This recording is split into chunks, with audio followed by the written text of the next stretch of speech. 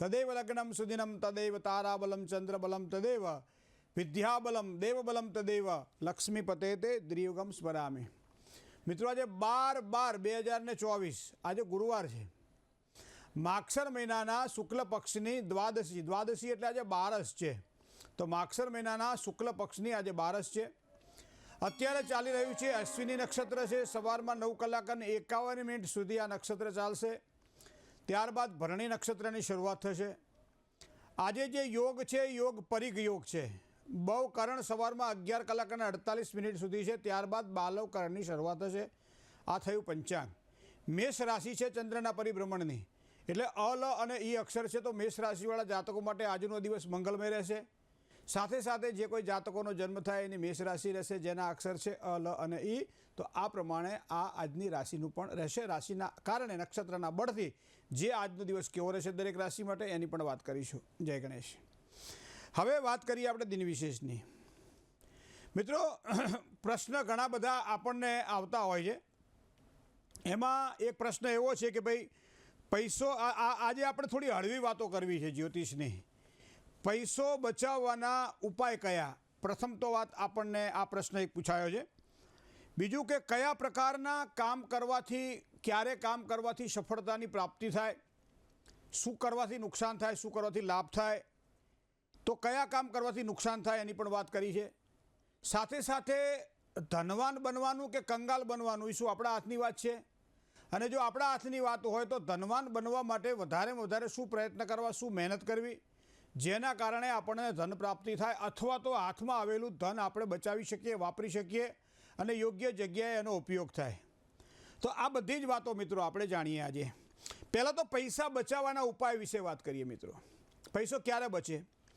તો સામાન્ય હું તમને એક વસ્તુ બતાવું કે આપણું અત્યારે જે રાષ્ટ્રીય ચલણી નાણું જે છે, જેમાં 5 રૂપિયાની નોટ છે, 10 રૂપિયાની છે, 50 રૂપિયાની છે, 100 રૂપિયાની છે અને 500 રૂપિયાની છે।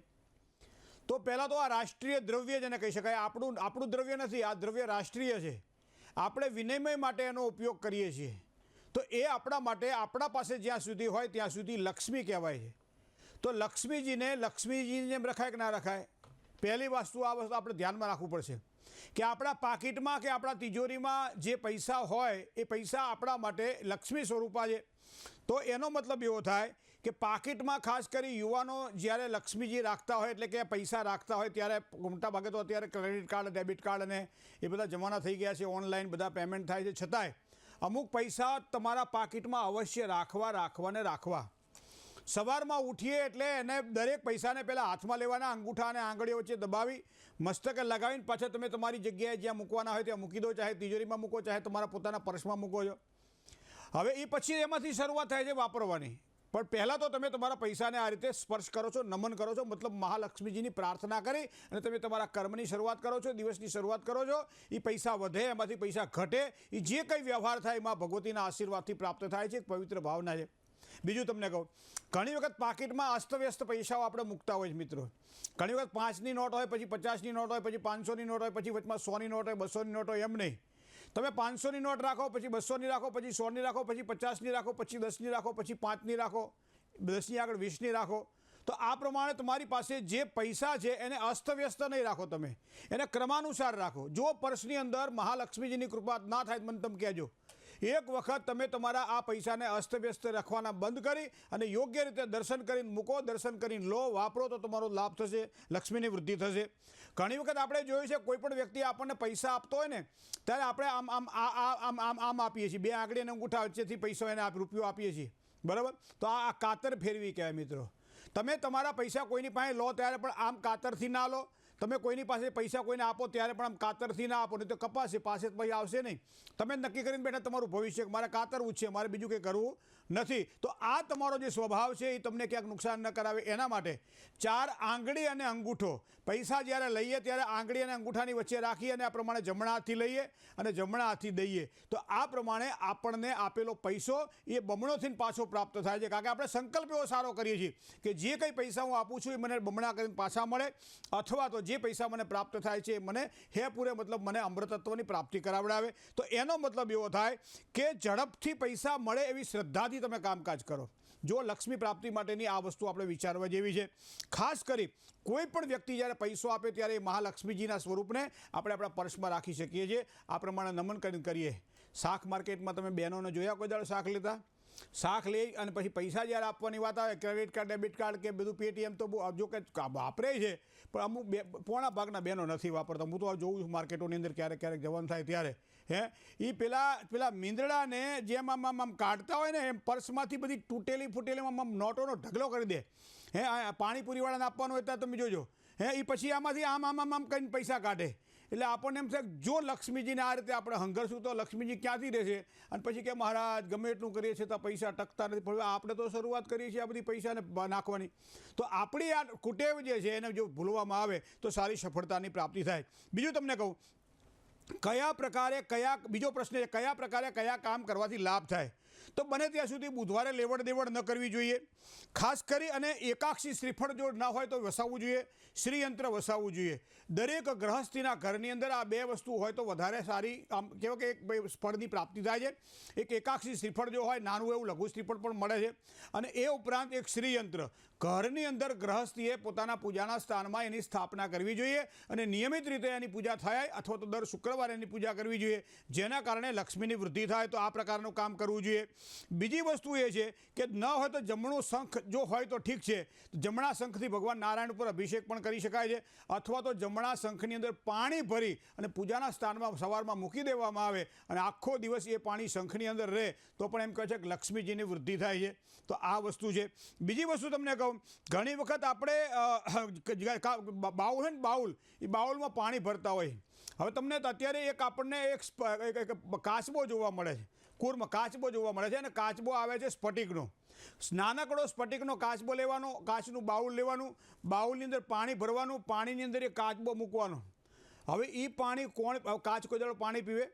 છતાંય તમે એ કાચબાને એની અંદર મૂકી દો, તમારા બાઉલનું પાણી તમારે દરરોજ ભરવું પડશે. બોલો આ ક્યાંથી આવે શું આવે ખબર નથી પડતી આપણને. પણ આ બાઉલની અંદર મૂકેલો આ કાચબો એ હંમેશા લક્ષ્મીની વૃદ્ધિ કરાવતો હોય છે. અને એમ કહેવાય છે કે મોઢું આપણા ઘર તરફ રહે તો વધારે સારી, બહાર તરફ રહે તો પાછો બહારવાળો કમાય, એવી આપણી માન્યતા ખરી. તો ઘર તરફ એ બાઉલમાં કાચબાનું મોઢું રહે એ રીતે રાખવાથી સારા લાભની પ્રાપ્તિ થાય. બીજું, તમારા ઘરની અંદર જ્યાં પણ ઈશાન ખૂણો આવતો હોય ત્યાં હંમેશા થોડું ઘણું પાણી ના હોય તો પણ રાખો. ભલે લોટામાં પાણી ભરીને રાખો, ડોલમાં પાણી ભરીને રાખો, બાઉલમાં પાણી ભરીને રાખો. તમે કદાચ કોઈ નાનકડો ફુવારો ત્યાં મૂકી દો અને ત્યાં તમે પાણી ભરો. જો ઈશાન ખૂણામાં પાણીની બીજી કોઈ વ્યવસ્થા ના હોય તો આ પ્રમાણે તમારે પાણી ભરીને રાખવાથી લક્ષ્મીની વૃદ્ધિ થાય. ઈશાન ખૂણો પવિત્ર બને. કારણ કે મૂળમાં પાણી જો જાય તો એમ કહેવાય છે કે આખા ઝાડના પાંદડે પાણી જાય એ મૂળની અંદર જેને કહેવાય લક્ષ્મીજી નિવાસ કરે તો બધી જ જગ્યાએ લક્ષ્મીની પ્રાપ્તિ થાય. તો આ વસ્તુ આપણે જોવાની રહી. બે વસ્તુ તમારે ધ્યાનમાં રાખવાની છે. ખાસ કરી બહેનો ગૃહિણીઓ જે છે, જે લોકોને પૈસા વાપરવાના પછી પૈસા ભેગા પણ કરવાના છે, તમારા બાથરૂમની અંદર અને તમારા રસોડાની અંદર બે જગ્યાએ રાત્રિ દરમિયાન પાણી ભરેલું રાખો. બધું જ કામ પતી જાય, ધોવાઈ જાય, બધું સાફસૂફ થઈ જાય પછી પાણી ભરીને રાખો તમે. હવે પાણી ભરીને જ્યારે રાખવાની હોય ત્યારે ઘણી વખત આ જ કાર્યક્રમે મેં કહેલું છે કે જ્યારે રસોડામાં તમે પાણી રાખો છો એ રસોડાની અંદર જે પાણી છે એને તમે પિત્તળની ડોલમાં રાખો. અને જે તમારું જે બાથરૂમ છે, બાથરૂમની અંદર જ્યારે પાણી ભરો ત્યારે સ્ટીલની ડોલમાં રાખો કે લોખંડની ડોલમાં રાખો. તો એ પ્રમાણે બે પાણી સવારમાં ભેગા કરીને કોઈ બહારના ભાગમાં રેડજો. બાથરૂમમાં કે બીજે કંઈ ના રેડતા, બહાર જ્યાં આપણા ફૂલ ઝાડ હોય કે ગમે ત્યાં છોડ હોય ત્યાં તમે નાખી દેજો એ પાણીને. તો આ પ્રમાણે રાત્રિ દરમિયાન ભરેલું પાણી સવારમાં આ રીતે વિસર્જન કરવામાં આવે તો રસોડાની અંદર પણ શાંતિ અને પ્રીતિની પ્રાપ્તિ થાય છે. અને બીજું, જ્યાં જળ છે ત્યાં જગદીશ છે, પાણી છે ત્યાં પરમાત્મા છે. તો ભગવાન નારાયણ રાજી થાય તો લક્ષ્મીજી રાજી થાય. તો એક વસ્તુ આપણે આ ધ્યાન રાખવાની. હવે ત્રીજી વસ્તુ એ છે કે કયા પ્રકારના કામકાજ કરવાથી નુકસાન થાય.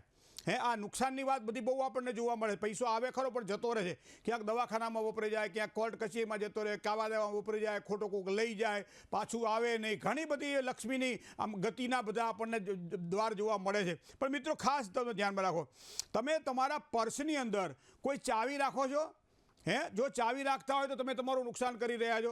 ઘણી વખત આપણે બીપીની ગોળી લેતા હોઈએ અથવા તો ડાયાબિટીસની ગોળી લેતા હોઈએ ત્યારે મોટા ભાગે એ ગોળી આપણને પર્સની અંદર જોવા મળે છે.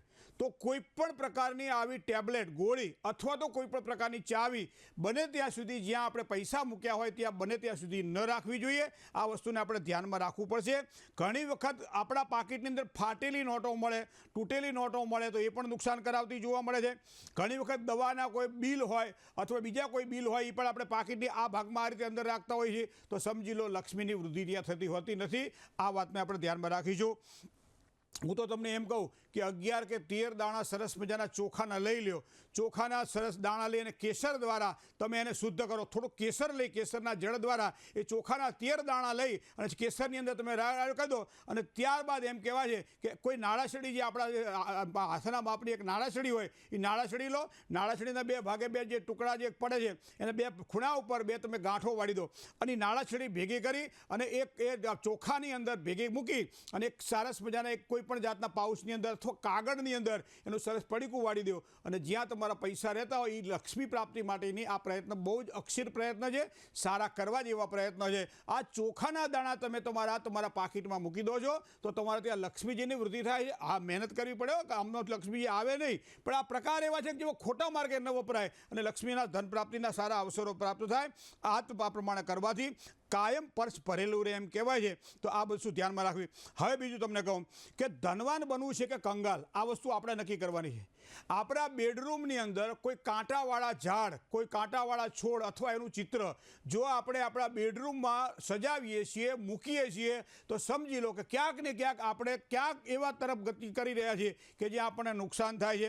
બીજું તમને કહું, ઘણી વખત તૂટેલા વાસણો ઘરની અંદર ઉપયોગ કરતા હોય છે. એલ્યુમિનિયમ હોય, સ્ટીલ હોય, કોઈ પણ પ્રકારના વાસણો હોય એ તૂટેલા હોય, ક્રેક પડી ગયેલા હોય, ફાટેલા હોય તો બને ત્યાં સુધી એવા વાસણોનો ઉપયોગ ન થાય. જો માનો કે તમે એવા વાસણોનો ઉપયોગ કરો છો, થોડાક અમુક લોકો કંજૂસ હોય કે ભાઈ ના હવે થોડુંક ચાલવા દો ને, આટલું તો પાણી ભરાય છે ને, ઉપરથી પાણી છે ના, તમે આ ખોટું ભોગવી રહ્યા છો. તમે હંમેશા જ્યારે પણ આ વસ્તુ કરતા હોય ત્યારે ધ્યાનમાં રાખજો કે તમારા પોતાના રસોડાની અંદર વાસણો કોઈ પણ પ્રકારના વધારાના તૂટેલા હોય તો બને ત્યાં સુધી તમે એનો નાશ કરજો, જેના કારણે સારા તમને ફળની પ્રાપ્તિ થશે.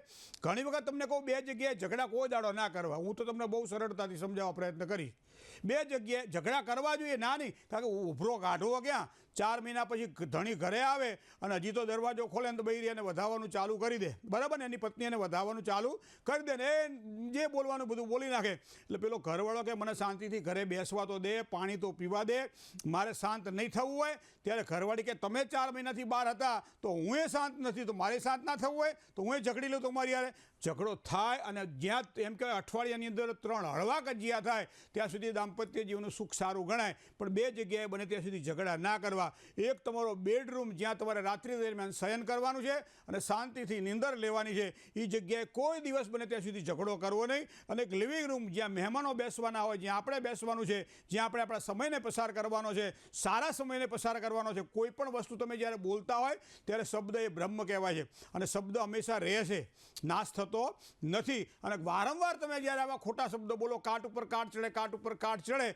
તો પછી એ કોઈ વસ્તુનું મૂલ્ય જેમ રહેતું નથી. મેસ ઉપર મેસ ચડે તો એ વસ્તુનું કોઈ મૂલ્ય રહેતું નથી. એ વાણી તમારી કર્કશ, ક્રોધવાળી, ટેન્શનવાળી વાણી હોય અને વારંવાર તમે એનો ઉચ્ચાર કરતા હોય તો એવા સમયે એ વાણીનું એક સ્તર બંધ થઈ જાય અને એના કારણે પછી તમે અહીંયા બેહો એટલે ઝઘડા થાય. તો બને ત્યાં સુધી એક લિવિંગ રૂમની અંદર અને એક બેડરૂમની અંદર આ 2 જગ્યાએ ઝઘડા ન થાય એના માટે પ્રયત્ન કરવો રહ્યો. સાથે સાથે હું તમને એક વસ્તુ કહું કે આપણે પૂજાનું જે સ્થાન છે એ પૂજાના સ્થાનને બને ત્યાં સુધી સ્વસ્થ રાખો, પૂજાના સ્થાનને ચોખ્ખું રાખો. કારણ કે પૂજાનું સ્થાન તમારું જેટલું ચોખ્ખું હશે એટલી સારી સફળતા. પણ ખાલી ચોખ્ખું રાખવું એ જ મહત્વનું નથી, એને તમારે પવિત્ર પણ રાખવું પડશે.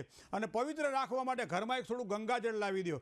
ગંગાજળને પૂજાના સ્થાનની આજુબાજુ થોડુંક છાંટવામાં જો આવે તો આપણને સારા ફળની પ્રાપ્તિ થાય. જ્યાંથી એક સારી ઉર્જા આખા ઘરને પ્રાપ્ત થવાની છે એ આપણું મંદિર છે. અને મંદિરની અંદર એમ કહેવાય છે કે જે માણસ ચોખ્ખાઈ રાખે, ઘણી વખત અમે જોયું કે મંદિરના ઉપરની ભાગની અંદર પણ આપણને વજન જોવા મળે છે. મંદિરના ઉપરના ભાગની અંદર પણ કોઈ પુસ્તકો મૂકેલા હોય, બીજી કઈ વસ્તુઓ મૂકેલી હોય, પાર મૂકેલો હોય, એ પણ નુકસાન કરતા આપણને જોવા મળે છે. તો બને ત્યાં સુધી મંદિરના ઉપરના ભાગમાં કંઈ વસ્તુ ના રાખવી. પિતૃઓના ફોટા રાખવાના હોય તો પણ મંદિરમાં ન રાખવા જોઈએ. બીજા કોઈ ફોટા રાખવાના હોય તો મંદિરમાં ન રાખવા જોઈએ. ફક્ત અને ફક્ત પંચાયતન દેવતાઓની પૂજા કરવાથી સારા લાભની, સારા ફળની પ્રાપ્તિ થાય. તો આ બધી બાબતોને જો વિશેષ કરી અને ધ્યાનમાં રાખવામાં આવે તો દરેક પ્રકારની સારી સફળતા પ્રાપ્ત થાય છે. તો આ પ્રમાણે જો ધ્યાન રાખવામાં આવે તો વધારે સારી સફળતા આપણને મળશે. જય ગણેશ.